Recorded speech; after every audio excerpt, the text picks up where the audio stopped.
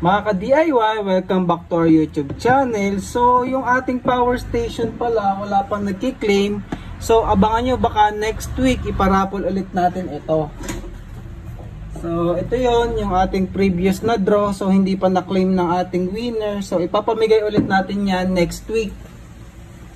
Pero ngayon, dahil nga sa pangako ko, ito yung request nyo mga ka-DIY, gagawa ulit tayo ng 12 volt version naman na mayroong AC output tsaka pinadali, no hinang mga ka-DIY. O diba, ayos, no hinang.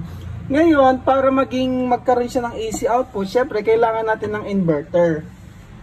Ito ay nagamit ko na before, si Sonyma na inverter. Ito nga pala ay 500 watt na version. So syempre gamitin nyo mga 300 watts lang para hindi naman masagad. So kakailanganin natin ito. Kailangan din natin syempre ulit yung ating battery meter. Tapos kailangan natin ng dalawang AC output. At syempre kailangan din natin ng cooling fan para dito sa ating inverter. Meron din yung grills. At kailangan din natin ng mga female connectors para sa ating DC input at DC output. So yan lang yung mga kailangan natin. At saka yung ating switch para sa ating inverter. Ngayon, yung battery pack na gagamitin natin dito ay ito. So, di ba sabi ko, i-reuse ko pa yung 8S na Gushing na power central battery. So, ito na siya. Nireconfigure ko na siya ng 4S2P. So, may BMS. Ayan na yung output niya. So, marami naman akong video paano to gumawa ng 4S. So, check nyo na lang tong link na to. Gumawa na ako dati ng 4S1P. So, ito lang 4S2P na battery pack. So, ito yung ating gagamitin. Ngayon, paano ba yun natin ito bubuin? Tsaka, paano ba natin gagawin yung no hinang mga ka-DIY? So, ito nga pala yung magiging wiring diagram ng ating power station. So, nakikita nyo, ito yung ating battery pack. Meron tayo ditong XT60 male and female. Tapos, meron tayo ditong inverter. Meron siyang switch, fan, at saka AC output. So, ito na yan, yung mga yan, mga ka-DIY. Tapos, nakikita nyo ito yung input ng ating inverter, positive and negative. So, negative yung kinulayan ko ng black. So, kita nyo, parallel lang lahat yan. Ito yung 5 amps na DC barrel. Ito, tsaka yung dalawang 3 amps. So, parallel lang naman yan, yung wiring yan, mga ka-DIY. Tapos, meron ding positive, negative, papunta sa battery meter na may USB output. So, ganun lang siya kadali. So, dahil walang hinang itong gagawin natin, advance, ipiprepare nyo na yung pigtail. Ayan. So, ito yung susi para no hinang na tayo mga ka-DIY.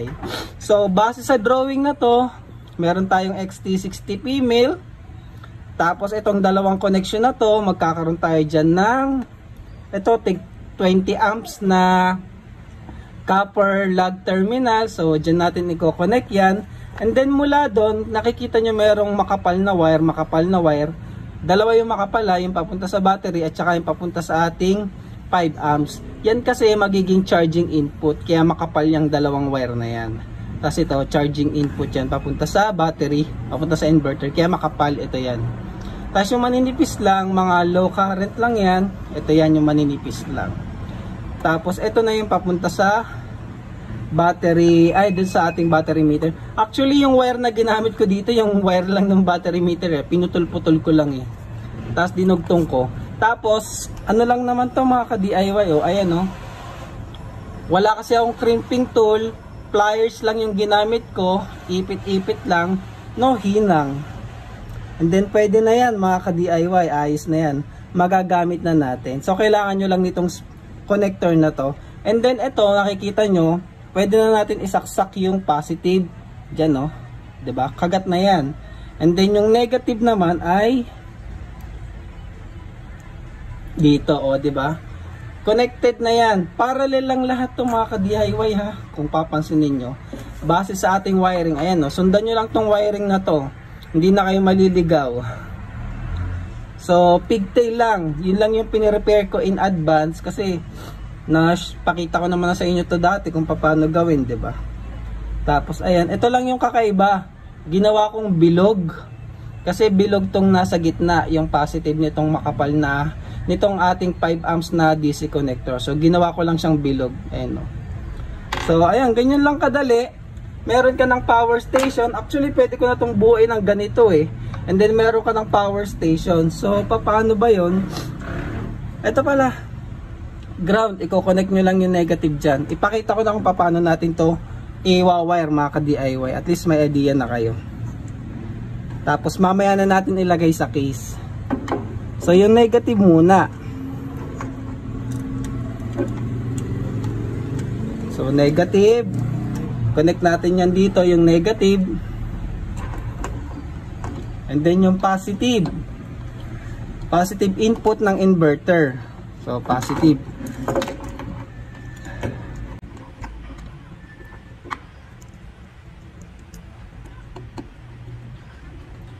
Kung wala pala kayong case, pwede ring yung mga storage box na plastic, pwede rin yun ang gamitin nyo mga ka-DIY. Tapos ito, yung makapal na wire, ayan, syempre ito yan. Yung ating DC female connector na 5 amps. So, ayan o, diba? Tapos ito, yung negative pala nito yung mahaba, yung maiksi yung positive. So, dalawa lang yan.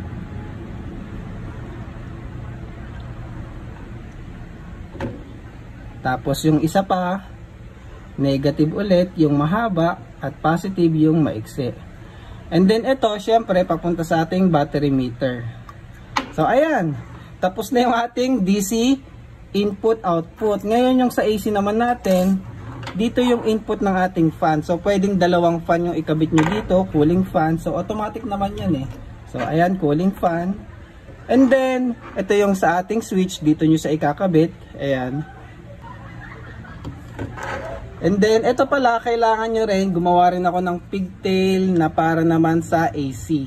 So, parallel lang din naman yan eh. So, ito lang siya. So, dalawa lang yan, mga ka-DIY, dalawang set. Tapos ito, wala pala tong positive negative ha, kasi AC na to ha. So, ikakabit lang natin yan dyan. So, dalawa lang ulit, dalawang set.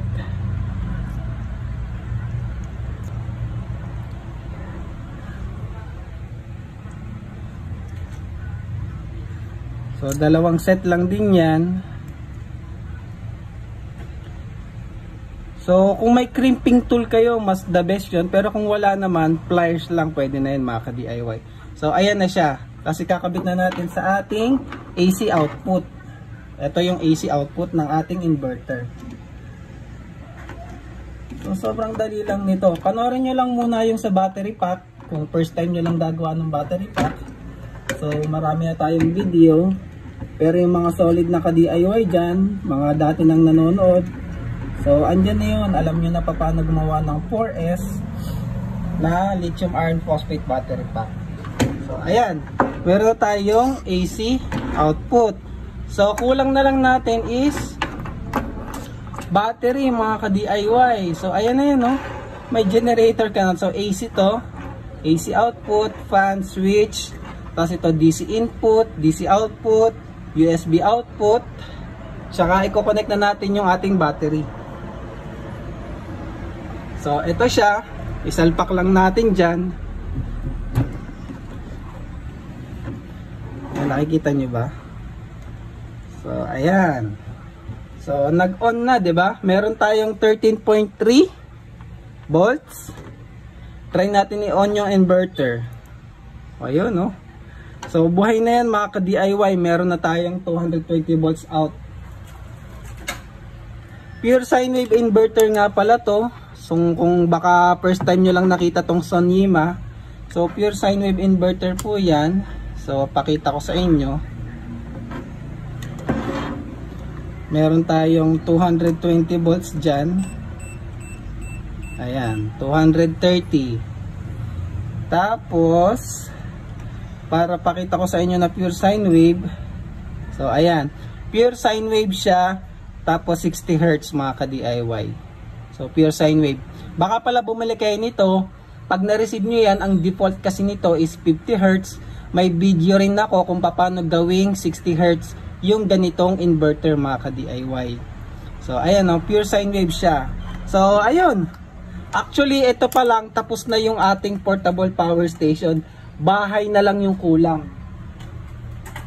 Ngayon ipakita kong paano i-charge. Siyempre bibili kayo ng lithium iron phosphate charger, kagaya nito, 4S 14.6, so 10 amps to, so 150 watts. Isaksak ko lang. Ayan. Tapos actually pwede nyo siyang i-charge dito, dito, or syempre dito kasi mataas yung amps natin. So ayun, nag-charging na siya, kulay red. So charging na yung ating power station. Patayin ko muna yung inverter. So ganyan lang kadali gumawa mga ka-DIY ng portable power station. Meron ka ng AC output 220 volts. So maximum natin is 500 watts. Pero yung continuous load mas okay na 300 watts lang.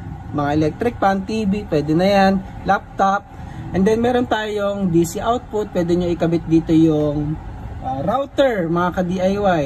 12 volts router, 12 volts fan. Pwede nyo dyan ikabit. And then USB charging. Meron tayong Type C tsaka Type A. So 18 watts yung output nito mga ka-DIY. Ngayon, abangan nyo yung part 2. Ipapakita ko, ikakabit ko naman to dito sa ating case.